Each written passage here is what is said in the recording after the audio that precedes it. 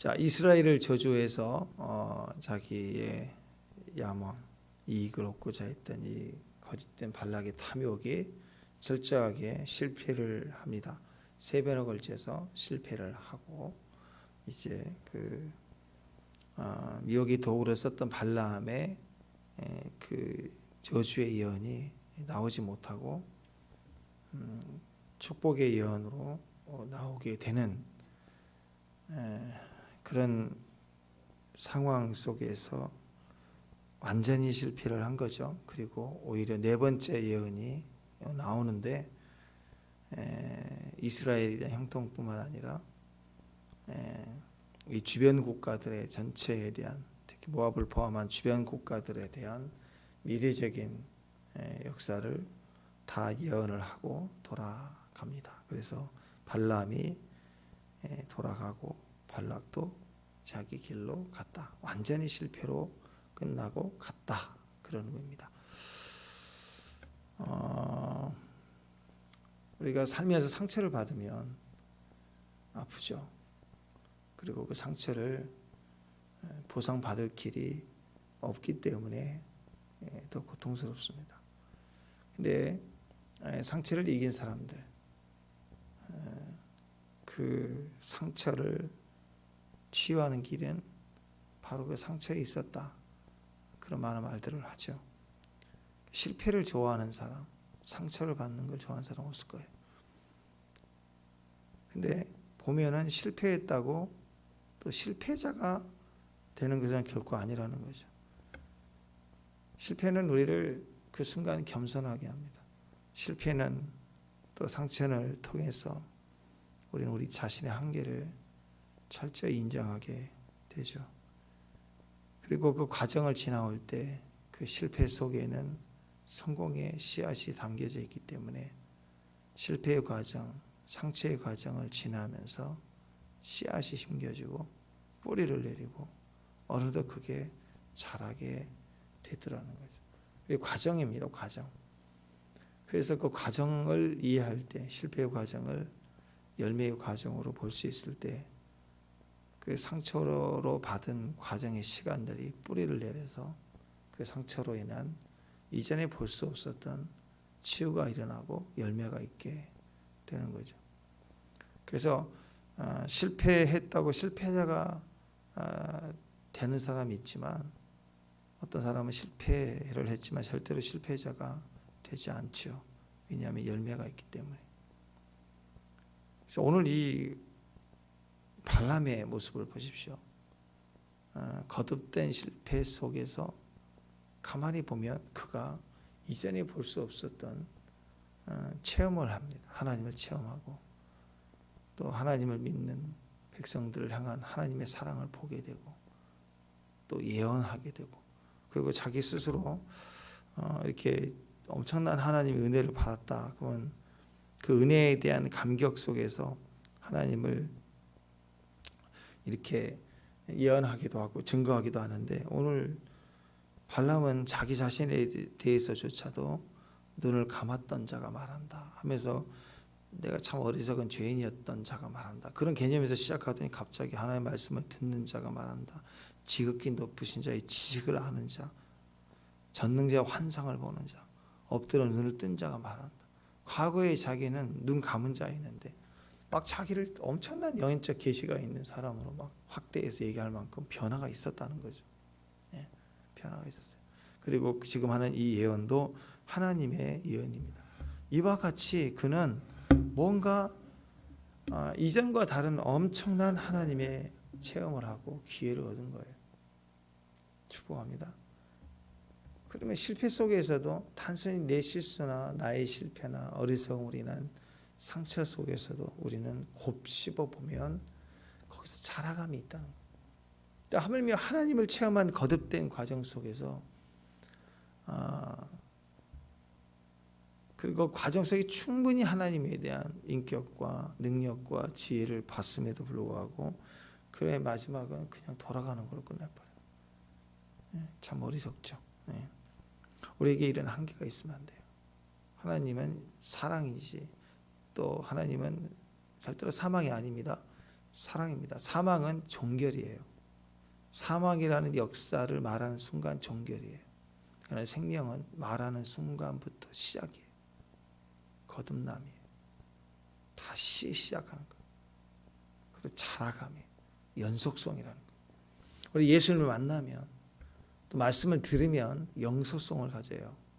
계속적인 거예요. 그리고 새로운 시작인 거예요. 축복합니다. 그래서 이 모든 과정들에게 있어서는 새로운 시작이 될 수 있어요. 이스라엘은 이미 새로운 시작이 되었던 사람이고 그들을 향한 하나님의 사랑이 이렇게 크다는 걸 알 때 발람과 발락은 각기 제 길로 가는 게 아니라 영적 동기가 돼가지고 친구 묻고 그리고 각각 하나님을 향해서 다시 순복과 순종의 태도로 다시 시작할 수 있는 생명의 시작이 될 가능성이 있어요. 자기 이익을 버리지 못한 거죠. 그리고 거기서 꺾였다면 여호와를 하나님을 경외하는 자들로 거듭났으면 또 다른 역사가 시작이 되었다라는 것입니다. 모압 왕 발락이 3번에 걸쳐 이스라엘을 저주하고자 했지만 실패합니다. 그때마다 발람은 이스라엘을 저주하기보다는 오히려 축복을 했었죠. 이것이 바로 주권적인 하나님의 역사였다는 것입니다. 자기 백성을 끝까지 지키고 보증하시는 하나님, 그분은 살아계시기 때문에 저주하지 못하게 하고 동시에 축복하게 하셨다라는 거예요. 하나님 지금도 말 한마디라도 하나님은 우리를 지켜주시는 분이십니다. 오늘 이 내용을 보면 이 발람의 4번째 예언적 노래인데요. 발람이 앞에서 했던 3번의 예언과는 좀 상당히 다릅니다.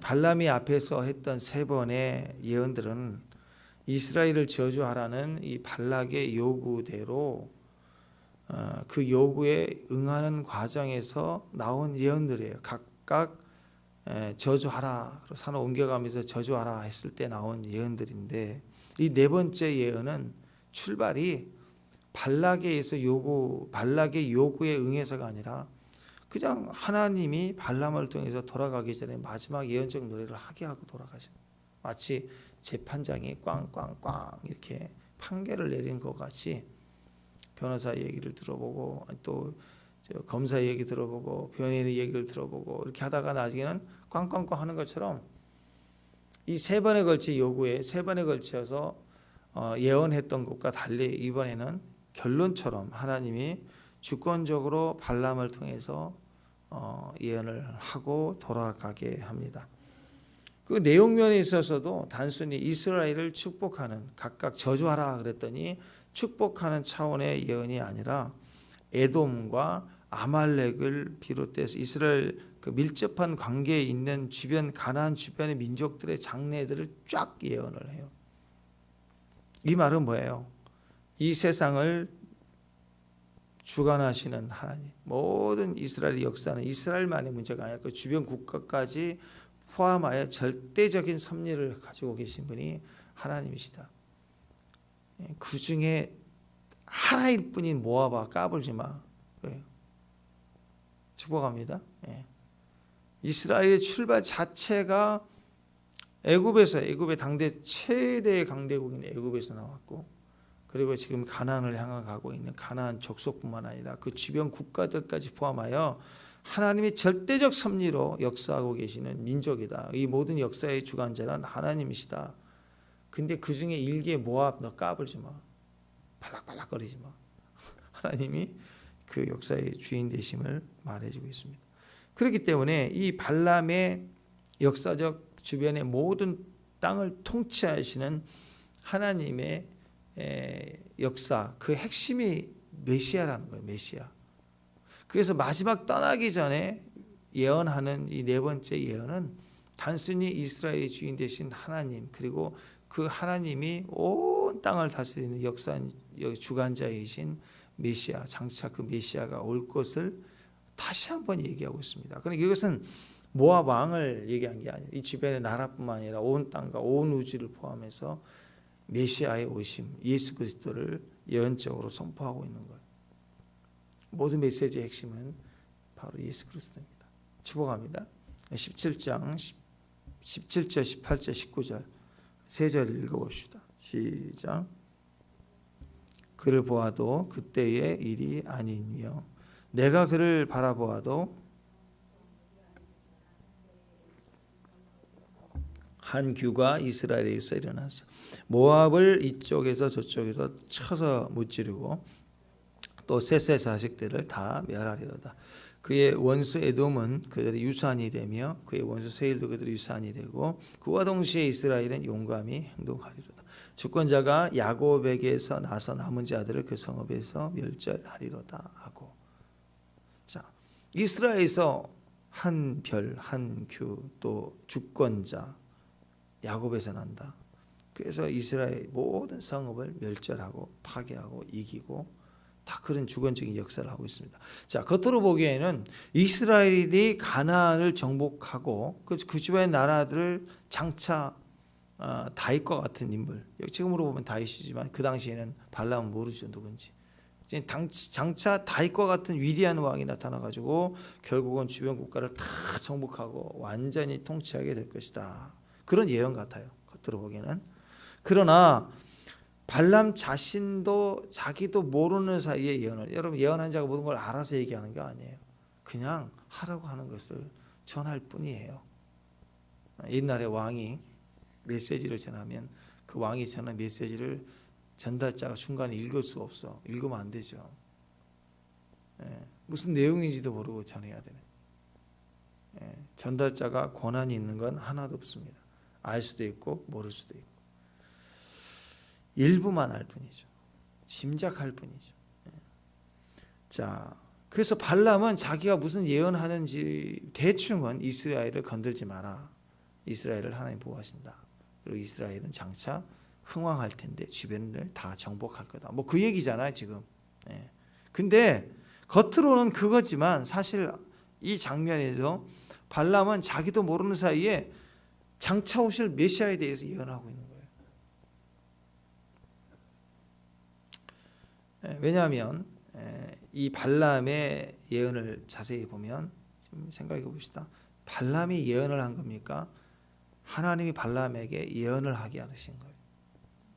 그죠? 발람의 생각과 감동을 얘기한 게 아니라 발람에다가 말을 집어넣어줘서 하나님 하고 계시는. 왜냐하면 방금 전에 당나귀 입에서 책망을 들었어요. 그러니까 당나귀를 통해서도 말씀하시는 하나님이 발람 하나 말을 못하게 하겠어요? 그러니까 이 예언은 발람이 아니라고요. 하나님이 하고 계시는. 누구를? 하나님이 자기를 계시하고 계신. 누구를 통해서? 그리스도 예수를 통해서 이스라엘의 주권적인 역사, 그리고 특별히 나 하나님이 내게 이렇게 얘기하는, 이렇게 하지 않고 그리스도 예수를 이곳에서 예표하고 드러내는 주권적인 섭리와 또 하나님의 역사를 증거한다는 것은 이방인을 포함한 전체의 통치와 영원한 나라의 주권까지 포함된 영원한 복음의 완성을 지금 선포하고 있습니다. 그래서 그 아들을 이미 여기다가 우리에게 계시하고 계시는 거예요. 자, 17절에서 핵심을 보면 한 별과 한 규가 나온다 그랬어요. 한 별이 야곱에서 나온다. 또 한 규가 이스라엘에게서 일어난다. 야곱이 나중에 이름이 이스라엘로 바뀌죠. 축복합니다. 그래서 이 한 별이 야곱에게서 난다. 그러면 이스라엘의 역사, 이스라엘 가운데 한 별이 나온다는 의미인데, 특별히 한 규라고 표현할 때는 이스라엘에게서 났다. 똑같은 말이에요. 그렇지만 야곱이 이스라엘이 됐다. 이스라엘의 뜻은 승리했잖아요. 야복강강에서 이겼잖아요. 승리한 이스라엘 이름이 바뀌었어요. 그래서 이스라엘 전체를 메시아 예수로 예표를 해본다면 한 별의 상징은 오신 예수님을, 지금 우리에게 있어서는 오신 예수님, 구약에 예언되어 있었던 예수님, 이 땅에 오신 초림, 이 땅에 오신 예수님을 상징해요. 그들을 구원하고 복음을 우리에게 선포하시고 완성하신다는 거예요. 십자가에서 죽으시고 부활하실 예수님. 근데 이스라엘이라고 표현해요. 한 규가 이스라엘에서 나온다. 한 규의 의미는 통치잖아요. 그래서 결국 이 땅에 다시 장차 오실 통치자, 권세자인 예수님. 온 땅에 예수님의 역사를 이 한 단어로 표현하고 있는 것입니다. 별은 성경에서 왕의 위엄, 영광 이걸 상징합니다. 그래서 발람은 구약의 계속 선지자를 통해서 예언되어졌던 그 예수님이 메시아가 오실 것이다. 오실 메시아를 오늘 한 별로 이렇게 예언하고 있어요. 한 별이다. 마태복음 2장 2절에 보면 유대인으로 왕으로 나실 리가 어디 계시냐 동방박사가 물어보죠. 우리가 동방에서부터 그 별을 보고 그에게 경배하러 갔다. 한 별이 쭉 인도에 왔어. 상징적인 의미는 메시아를 상징합니다. 요한계시록 22장 16절에도 나 예수는 교회를 위하여 내 사자를 보내어 이것들을 너희에게 증언하게 하였노라. 나는 다윗의 뿌리와 자손이니 곧 광명한 새벽별이라. 다윗의 뿌리로 왔어요. 다윗의 자손으로 주님 오셨지만 주님은 새벽별이다. 새벽별, 샛별, 하나님의 새벽별이다. 고대 사회에서는요, 지금은 이제 이렇게 그 GPS도 있고 그래서 방향 지도 다 이렇게 뜨잖아요. 고대 사회에서는 밤에는 아무것도 안 보여요. 아무도 보이지 않기 때문에 밤하늘에서 방향을 찾을 수 있는 정확한 방법은 별을 바라보는 거예요. 밤하늘 북쪽을 보면 빛나는 북극성이 있어요. 북극성. 그리고 그 주변을 돌고 있는 북두칠성, 오리온, 십자선 같은 이런 별자리들을 1년 44철 항상 동일한 위치에 있어요. 해는요 움직이거든요. 해는 이렇게, 태양은 아침에 떠서 이렇게 움직여요. 근데 별은 항상 그 자리예요. 그래서 항해한 사람들도 그 모양을 손가락을 대서 이렇게 짐작으로 이렇게 체크를 해서 내가 어떤 방향인지 어느 방향으로 틀어져 있는지 그 기준을 하늘의 별을 보고 내가 있는 위치, 가야 될 방향 이것들을 분별해 볼 수 있었다라. 이 땅의 마지막 때를 한번 보십시오. 지금은 이 전자장비 기계 다 이 스마트폰만 키면 기후 인공위성에서 찍은 지도, 또 실시간의 지도, 그리고 또 요즘 일기예보, 또 이렇게 미세먼지까지 오는 걸 지도로 찍혀서 이렇게 딱 보여주는 시대, 대단한 시대죠. 영원할 것 같아요. 전쟁 나면요, 그리고 큰 전쟁이 나면, 큰 재난이 일어나면 전기 다 끊어져요. 아무것도 쓸 수 없어요. 껌껌해요. 마지막 때 대위기와 재난 속에서는 분별할 수 없어요, 우리가. 그래서 하늘의 달빛이 핏빛과 같다. 그 말은 그때는 달빛이 붉은 달로 바뀐대요. 모름에 유월절 예수를 생각하고 그때 누구든지 주 예수 이름을 부르면 구원을 받으리라 그랬어요. 마지막 밤하늘에 달빛이 핏빛이다. 달빛도 마지막 증거를 하는 건 예수님이, 예수를 불러야 산다. 그럴 때가 온다는 거예요. 대재앙의 때, 먹을 수 없을 때, 잘 수 없을 때, 고통 속에 있을 때, 모든 게 천하가 껌껌해서 인위적으로 빛을 낼 수 있는 장비, 모든 게 박살나고 혼돈이 올 때 누구를 쳐다보라고요? 예수님밖에 없다. 그때 유일하게 복음을 증거하고 유일하게 빛이 되는 건 달빛밖에 없어요. 그와 같이 마지막 때가 될수록 우리는 혼돈스럽습니다. 방향을 알 수 없습니다. 이게 맞는지 저게 맞는지 알 수 없을 때, 그때 이 세상에 이런 종말의 때에 마지막 때에 기준이 되어지고 기준을 줄 수 있고 방향이 될 수 있고 분별이 될 수 있는 분은 예수님밖에 없다라는 거예요. 그래서 우리는 기억해야 됩니다. 예수님은 별이에요. 별. 새벽별이에요. 샛별. 새벽이 떠오를 때까지, 그러니까 밤새도록 껌껌할 때 기준이 되시고 끝까지 동이 들 때까지 우리를 인도할 빛이 예수님이라는 별.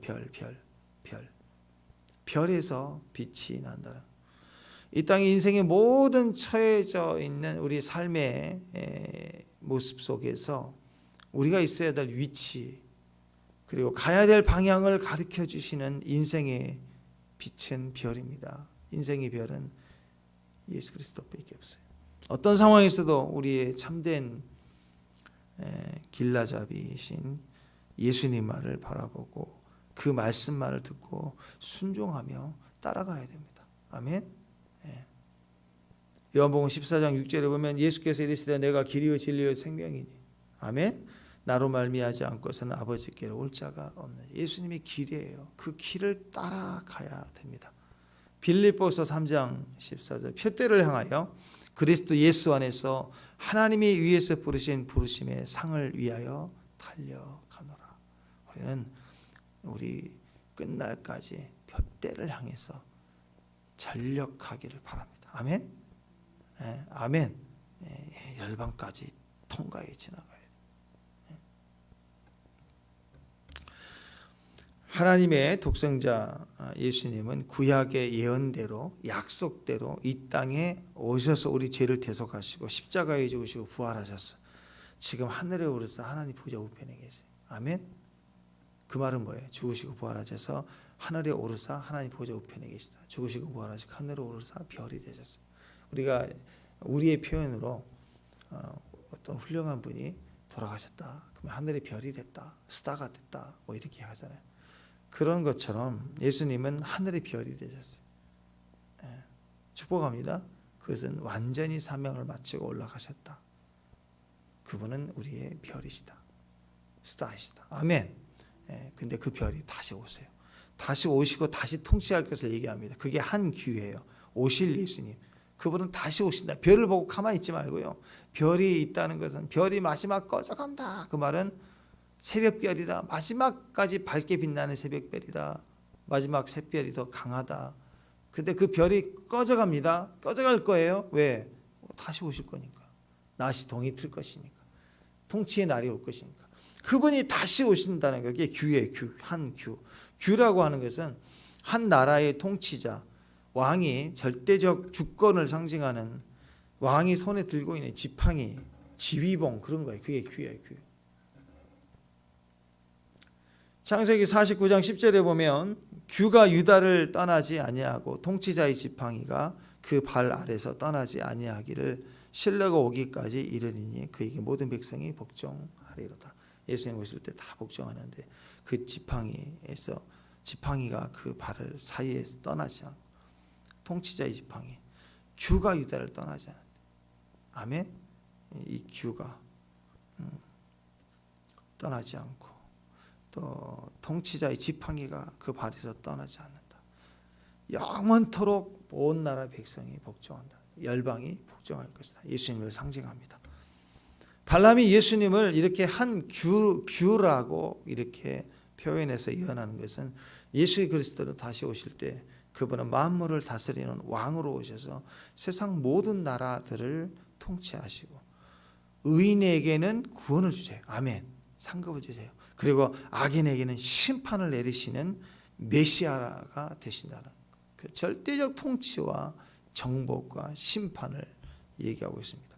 심판주로 오실 주님은 의인에게 상급을 주시고 의인에게는 축복을 주시고 악인에게는 진멸하고 심판을 주시는 분이 당연한 거 아니겠습니까? 그게 절대 군주의 가진 권세입니다. 실제로 예수님은 마지막 날 이 땅에 오십니다. 할렐루야. 영광의 주님으로 오실 거예요. 더 이상 이 세상 또 예수님 사이에 어정쩡하게 망설이지 말아야 돼요. 지금부터 우리는 계산하고 이익 따지며 이제 더 이상 그렇게 살면 안 돼. 분명히 오실 예수님을 위해서 유턴해야 됩니다. 예수님을 향해서 가야 돼요. 장차 오실 예수님은 우리뿐만 아니라 세상을 다스리고 열방을 다스리되 우리를 다 심판하실 줄 오시는 것이에요. 우리가 요한계시록에 있을 때 그랬죠. 요한계시록의 주제, 요한계시록 주제, 장차 오실 예수 그리스도. 그분이 오신다는 거예요. 그래서 그분이 구름을 타고 오시는데 그 구름은 영으로 일하시는 하나님의 영광을 상징하잖아요. 하나님의 영광이 가득 찰 거예요. 그리고 구름을 타고 영광 가운데 우리 가운데 임하실 것입니다. 그때 그 주님은 규예요. 규. 별로 오신 게 아니라 스타가 되신 게 아니라 규로 오신다고. 지금은 별이에요. 모든 걸 다 이루셨어요. 다 우리에게 가능성을 주셨어요. 주인이 종들에게 달란트를 나눠주고 가는 것은 가능성을 준 거잖아요. 그죠? 근데 악하고 게으른 한 종은 그 한 달란트 받았다고. 그게 작은 게 아니에요. 우리 돈으로 한 20억 된다고 그랬죠. 17억. 이자 붙이면 20억. 그 작은 돈 아니잖아요. 그 20억이라는 가능성을 주고 사업을 해보라고 했는데 땅에 묻어놨어요. 그랬을 때 그는 악하고 게으른 종이 되었습니다. 여러분, 주님이 이 땅에 오실 때 영광의 구름을 타고 통치자로 오실 텐데, 그때 우리를 계시할 텐데, 그때 우리는 하나님이 이미 우리에게 주신 가능성을 가지고 살아낸 것을 보여드려야 돼요. 그 가능성이라고 하는 시작이 예수님이 이 땅에 우리를 위해서 죽으시고 죄를 용서해 주시고 사해 주시고 그리고 생명의 성령을 주신 것, 이보다 더 큰 가능성이 어디가 있어요? 이걸 우리 가치를 몰라서 그렇지, 이 가치라고 하는 것은 하늘에서 예수님 또 하나님 입장에서는요, 줄 수 있는 모든 가능성을 준 거예요. 생각해 보세요. 여러분, 우리 시우 얼마나 이뻐요, 그죠? 네. 말도 잘하고 하죠. 근데 우리 시우에게 지금 우리 양 집사님이 10억짜리 이렇게 돈을 줬다. 가방에다 10억을 현찰을 줬다. 그럼 얘가 그거 알겠어요? 돈이다 그러지 이게 액수지 얼마나 큰 돈인지 얼마나 큰 가능성인지를 모르잖아요. 아이는 몰라요. 이 액수의 금액을 모른다. 우리도 마찬가지예요. 예수님이 하나님 우리를 통해서 주시는 이 그리스도의 가치와 생명, 영생과 성령의 동행하심, 이것은 상상할 수 없는 가치를 가지는 건데 우리는 잘 모를 때가 있어요. 그래서 그걸 땅에 묻어두고 있을 때가 있다. 우리는 어떻게 살아야 되느냐? 그리스도를 중심에 두고 버텨야 돼요. 버텨. 다시 오실 때까지 견디는 거예요. 그러니까 어떻게 견뎌요? 오시면 주님이 모든 저 악한 원수들을 진멸해 주실 거다 생각하고 막 견디는 그 견딤이 아니에요. 성도의 견딤이 뭐예요? 환난에 대해서는 견디는 것 같지만요, 그런 견딤은 자기 힘으로 견디는 거예요. 자기 힘으로 버티는 거예요. 그런데 우리가 환난의 때 주님이 오실 때까지 인내하고 견디는 것은 우리 안에 계신 주님의 주권과 능력을 가지고 견딤이라는 거예요. 그래서 그 견디면 세상에 대해서 똑같이 저주하면 저주하고 또 싸우면 싸우고 눈에는 눈 이에는 이 이렇게 버티는 게 아니라 세상에 대한 심판을 주님께 맡기고 심판에 대한 모든 주권과 역사는 주님께 맡기고 우리는 악하게 대한 자들 향하여서 선하게 대하며 견디는 거예요. 축복하면서 견뎌가는 거예요. 그 축복은 억지로가 아니라 성도기 때문에 그래야 되는 게 아니라 아니에요. 우리는 환난이 오나 오지 않으나 상황이 어려우나 어렵지 않으냐 항상 그리스도를 말하는 거예요. 그리스도를 말하고 약속을 말하고 갈 뿐이에요. 지금 이 상황에서 발람과 발락의 사건을 통해서 지금 이스라엘 공동체는 아무것도 모르는 사이 벌어진 일 아니에요.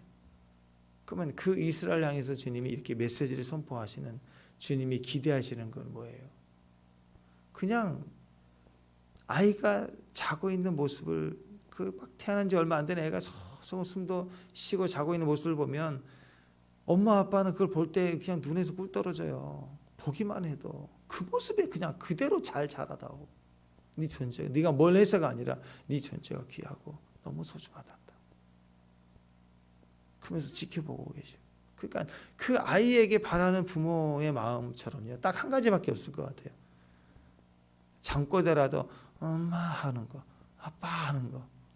그냥 우리가 찬양하고 뭐 원수가 이러니 세상이 이러니 뭐 대적이 이러니 떠나서 그냥 우리가 우리 하나님을 노래하고 찬양하고 그냥 우리 모습 이대로 감사하고 그것만 봐도 주님은 모든 위로와 또 주님은 기쁨과 영광이 되는 거예요. 찬양하는 게 얼마나 감사한지 몰라요. 생명 안에서 찬양.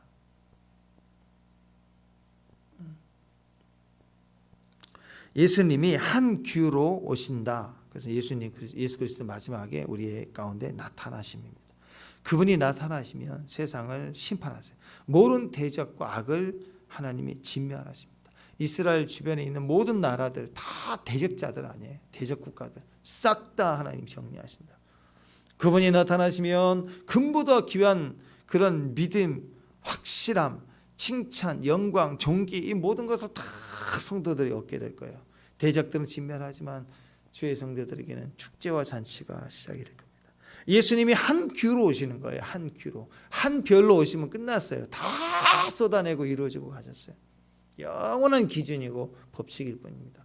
이제 우리의 가능성이 되셨어요.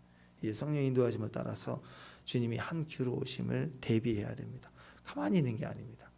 주님의 통치자로 오실 그날을 준비하는 거예요. 그러니까 복음으로 살고 믿음으로 살고 열방까지 달려가면서 주의 이름을 선포해야 됩니다. 예수의 나타나심은 예수님 우리 가운데 계심이죠. 임재는 지금부터요. 그럼 우리가 승리가 된다. 축복합니다. 마지막 때 주님이 영광의 구름을 타고 오신다 그랬어요. 그 영광의 구름은 하나님의 임재가 있다. 하나님 임재를 상징하는 거예요. 저는 이렇게 생각하고 있습니다. 하늘에서 초자연적인 구름이 탁 임하고 주님이 그 구름 가운데 임한다. 그런 가시적인 표현도 되지만 이 땅에 신부들이 모여서 주를 예비함이 얼마나 귀하고 아름다운, 발람이 부러워서 시기나 죽을 만큼 광야를 향하여 눈을 들어서 광야의 그 공동체에 하나님과의 코이노니아 예배가 일어나고 있는 모습을 보며 시기하듯 그렇게 그 아름다움을, 주의 장막의 아름다움을 보고 노래했던 것처럼요. 솔로몬의 성전에 하나님의 영광의 구름이 임했던 것처럼 모세의 장막에 영광의 구름이 있었던 것처럼 교회들이 영광의 구름이 임하는 수준으로 예배가 성숙될 때, 아멘. 저는 땅끝까지 복음을 증거하는 외적인 것보다는 현재 있는 우리 자리의 성도들로 인한 중보와 기도로 교회가 예배 때마다 영광의 구름이 가득한, 영광의 구름이 가득할 때, 영광의 구름이 가득할 때, 모든 교회마다 영광의 구름이 가득할 때, 요즘 미세먼지 힘들어요. 미세먼지 얼마나 있는지. 근데 뉴스에서 보도가 되는 것처럼 이상합니다. 미세먼지가 아닌, 분석이 되지 않는, 그리고 깨끗한 이상한 연기들이 동네마다 끼기 시작한다고. 비도 안 오는데 산에 연기가 끼는 것처럼 주일만 되면 온 지역에, 우리나라 대한민국에 막 구름들이 끼는 거예요. 그리고 교회들 주변에 낀다 그러면 그게 표적 아니에요, 표적. 저는 그런 하나님 임재의 때를 기대합니다.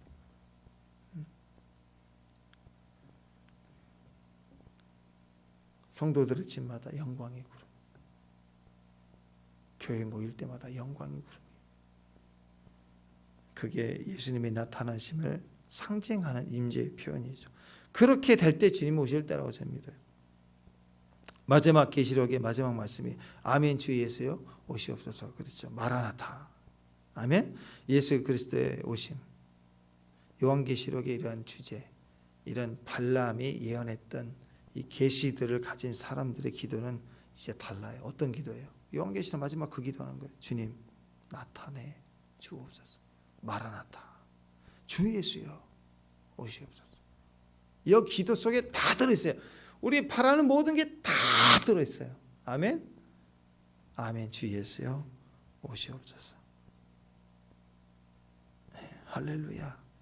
몸이 아파도 부족해도 마음이 상하고 어렵고 힘들 때 다 똑같아요. 이 기도의 가치와 능력을 가질 수 있다면 성숙한 거예요. 진짜 주님을 위해서 사는 사람. 저는 이 가치가 저와 여러분 안에 노래가 됐으면 좋겠습니다. 자, 이런 기도가 우리 삶의 항상 결론으로 나와 있는 사람이 되기를 기대합니다. 이 세상 끝날이 되어 갈수록 주 예수의 나타남, 주 예수의 나타남. 이 환난을 이기는 우리의 소망, 주님이 다시 오실다. 이 별이 되시고 규로 오시는 하나님, 승리하신 이스라엘에게서, 승리하는 이스라엘에게서, 영토를 상징하면 믿음으로 우리 각자에서 주님의 가능성을 가지고 승리한 성도들, 이스라엘 승리한 야복강의 시름의 사건을 통과한 신부들, 그런 승리한 크리스찬들의 모임에 규가 나와요. 심판이 나와요. 통치가. 우리가 한 게 아니라고. 하나님 통치하심이 나와서 통치를 출산해낼 수 있는 그런 교회의 성도가 되시길 바랍니다. 그런 신앙 속에서 주님 오시는 거죠. 축복합니다.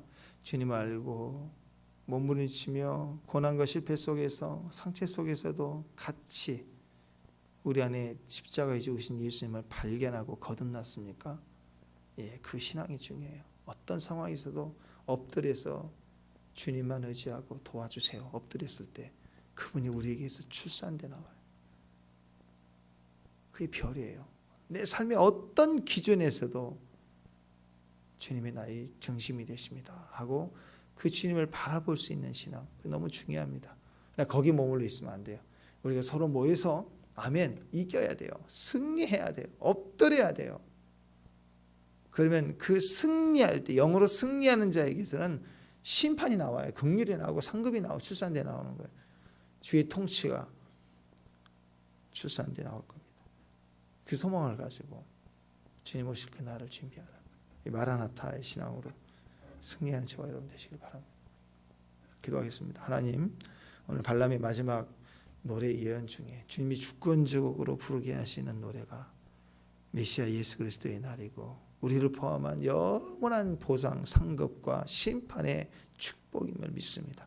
그리스도를 믿는 믿음 안에 밤의 시간에 기준이 되신 별과 같은 예수님을 의지하고 이제 온 땅을 다시 통치하실 귀로우실 예수님을 위해서 오늘도 우리 성도들 승리하게 하옵소서. 이긴 자가 되게 하옵소서. 그래서 예수를 출산하고 심판을 통치를 심판해내는 출산해내는 성도들이 되게 하옵소서. 예수님의 이름으로 기도합니다.